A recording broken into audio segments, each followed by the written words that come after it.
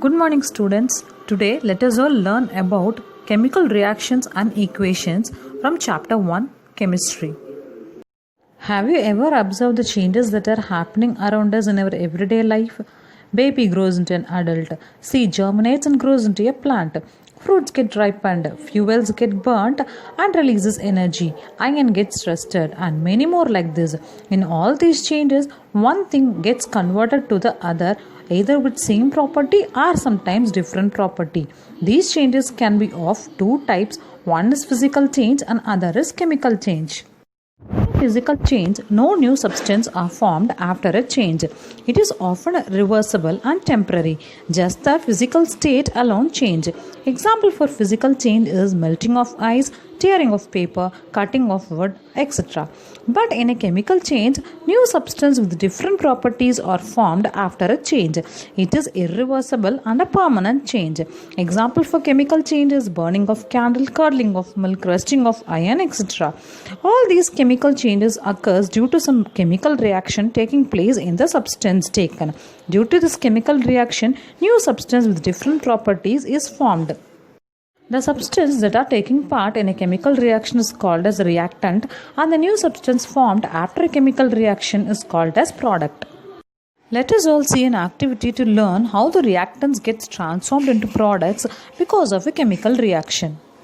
Here, the metal magnesium, which is available in the form of a ribbon in the laboratory, when heated over a flame, burns in the air with a dazzling white flame to form a white powder, magnesium oxide. Here, magnesium combines with oxygen and air, which are the reactants, and they form magnesium oxide, which is a product.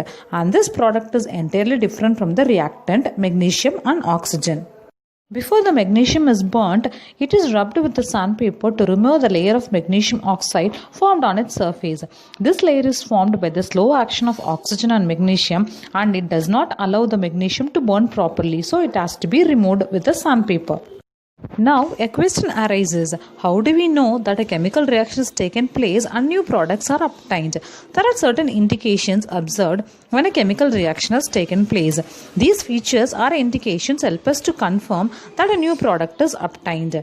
These characteristics are change of state, change of color, change of temperature, evolution of gas, and the formation of precipitate. These indications help us to determine whether the chemical reaction has taken place or not. The first is change of state. The example for this is burning of wax in a candle. Wax is a solid. On burning, changes its state to form liquid water and gaseous carbon dioxide. In the same way, in the another example, water, which is a liquid, is formed from hydrogen and oxygen, which are gases. And the third example, sulfur, which is a solid yellow color powder, on reacting with oxygen gas, changes into gaseous sulfur dioxide.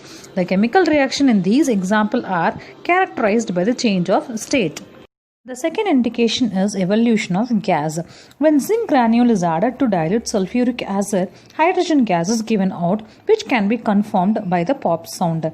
On bringing a burning matchstick to the mouth of test tube, pop sound comes out.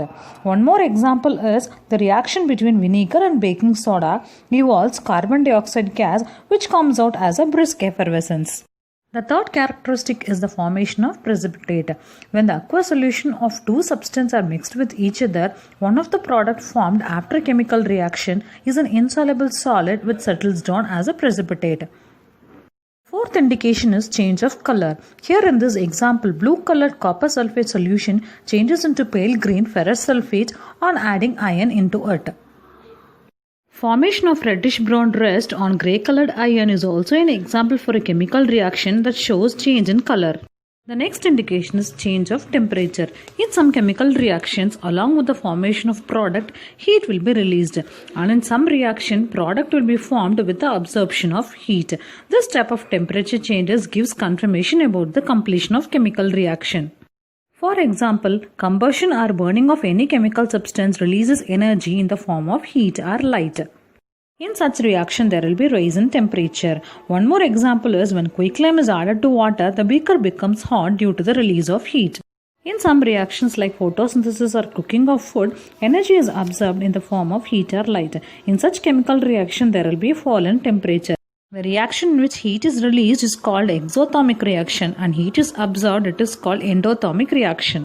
All these chemical reactions are represented with the help of symbols and formula of the substance involved in this reaction. This symbolic representation of a chemical reaction is called as chemical equation. These chemical equations can be of word equations, skeletal equation and skeletal equation which shows the state of the substance involved and balanced equation. In a skeletal equation, the number of atoms in the reactant side and the product side are not equal. Such type of chemical equation is called as unbalanced equation.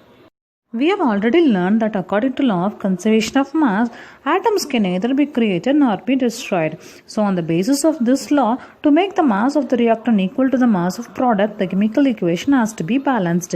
And we have to remember that while balancing, subscript should never be changed, only coefficient should be added in the front. In this equation, the elements involved are iron, oxygen and aluminium. The number of iron atoms in left hand side is 2, in right hand side it is 1. Number of oxygen atoms in left hand side is 3 and in RHS is 3. Number of atoms of aluminium in LHS is 1 but in RHS it is 2. It is an unbalanced equation because iron and aluminium atoms are not equal on the reactant and product side. So they have to be balanced to make it equal on both sides. To make iron atoms and aluminum atoms equal on both sides, just multiply with 2 and write 2 in front of iron on RHS and aluminum on LHS. Now the equation is balanced and all the atoms are equal on both the sides. In this equation, number of hydrogen atoms are equal on both the sides but oxygen is 1 on the reactant side and 2 on the product side. To make it equal, multiply with 2 and write 2 in front of water because oxygen is in combined form as a water. Now the oxygen atoms on both sides are balanced but hydrogen has become 4 on the reactant side. To make it equal on right hand side, write 2 in front of hydrogen so that hydrogen atoms has become 4, thus the equation is balanced. In this equation, chlorine and hydrogen are not equal. On multiplying with 4, they get balanced. The method used for making atoms equal on both sides is referred as hit and trial method or trial and error method. Always, the number of atoms should be made even for balancing the atoms present as a compound. To make a balanced chemical equation more informative, physical states of the reactants and products can be mentioned. Conditions under which the reaction takes place can be written above the arrow mark and the release of gas or formation of precipitate can be mentioned with the upward and downward arrows. Thank you, students.